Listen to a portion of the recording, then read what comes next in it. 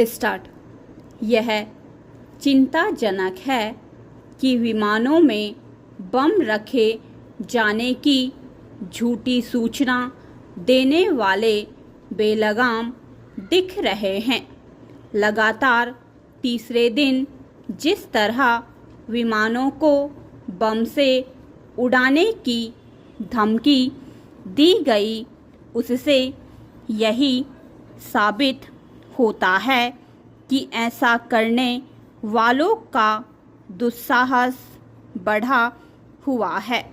यह सामान्य बात नहीं कि बीते 3 दिनों में 1.5 दर्जन से अधिक विमानों में बम रखे जाने की सूचना देकर विमान कंपनियों, यात्रियों और सुरक्षा एजेंसियों के सामने संकट खड़ा किया गया।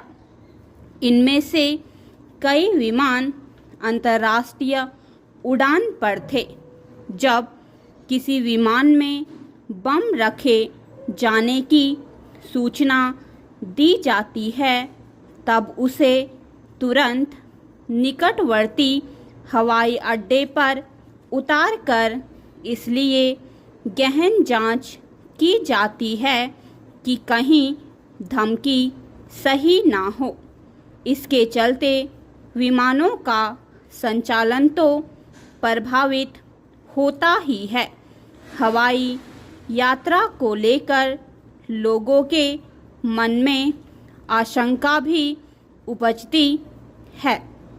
इसके अलावा विमान यात्रियों को समय पर अपने गंतव्य तक पहुंचने में देर भी होती है।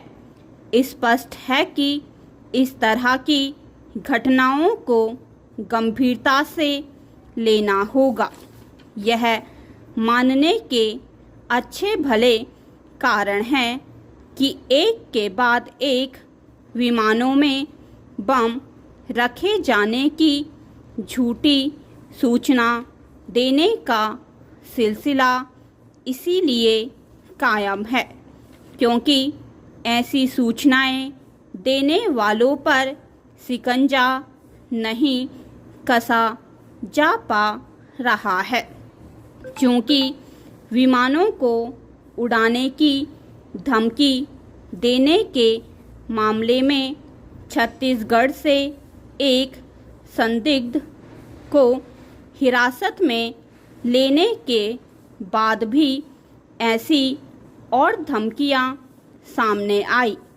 इसलिए यह स्पष्ट है कि यह किसी एक अपराधी का काम नहीं। समझना कठिन है कि ईमेल या फिर किसी सोशल नेटवर्क साइट के जरिए विमान में बम रखे जाने की सूचना देकर अफरा तफरी पैदा करने वाले तत्वों तक पहुंचने में कठिनाई क्यों हो रही है? क्या भारत के पास वैसे उपाय नहीं जिनसे ऐसे तत्वों तक आसानी से पहुंचा जा सके? झूठी सूचनाएं देकर विमान सेवाओं के संचालन को बाधित करना एक गंभीर साइबर अपराध है।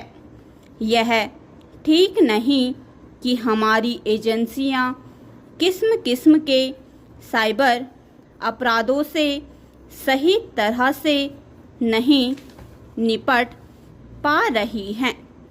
हैरानी नहीं कि इसलिए उनका दुस्साहस बढ़ता जा रहा है।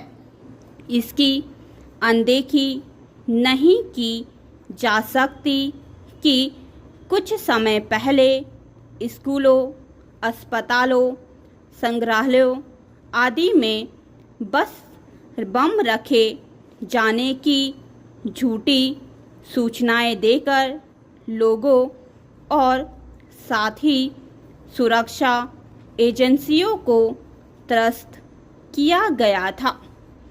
इन सब मामलों की जांच तो की गई, लेकिन शायद ही किसी मामले में धमकी देने वालों की पहचान और पकड़ की जा सकी हो। स्टॉप।